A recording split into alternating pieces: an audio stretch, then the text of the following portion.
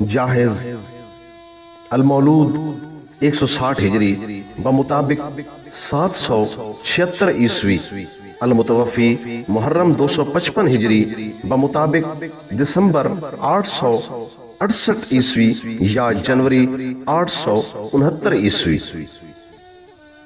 عمر ابن بحر الفقیمی عربی نثر نگار، مصنف، ماہر حیوانات، بصرہ میں پیدا ہوا۔ حبشی الاصل تھا۔ آنکھوں کے ڈھیلے پیدائش ہی سے باہر نکلے ہوئے ہونے کی وجہ سے اس کا لقب جاہز پڑ گیا تھا۔ بچپن بصرہ ہی میں گزرا۔ تعلیم کا بچپن ہی سے بے حد شوق تھا۔ متجسس طبیعت لے کر پیدا ہوا تھا۔ مسجد میں ان لوگوں میں جا بیٹھتا تھا جو مختلف مسائل پر بحث کرنے کے لیے جمع ہوا کرتے تھے۔ اس نے الاسمعی، ابو عبیدہ، ابو زید جیسے علماء لسانیات اور شعراء العرب کے فاضل ترین لوگوں کے حلقہ درس میں زانو تلمذ طے کیا تھا۔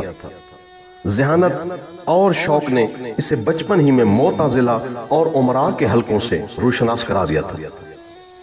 اس طرح اس نے رفتہ رفتہ عربی زبان میں حقیقی مہارت پیدا کر لی اور ساتھ ہی مروجہ روایتی ثقافت میں بھی ماہر ہو گیا۔ جاہز نے 200 ہجری میں امامت کے موضوع پر چند تصانیف لکھ کر مامون سے خراج تحسین حاصل کیا اور اسے خلیفہ کے دربار میں اہم مقام حاصل ہو گیا۔ وہ اپنی تصانیف بڑے لوگوں کے نام سے منسوب کر کے معقول رقمیں وصول کرتا تھا۔ غالباً وہ ایک مدرس تھا۔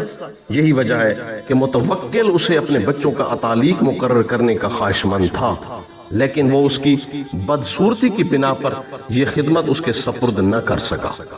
جاہز نے مختلف سیاحتیں بھی کی، جن میں شام کی سیاحت بھی شامل ہے۔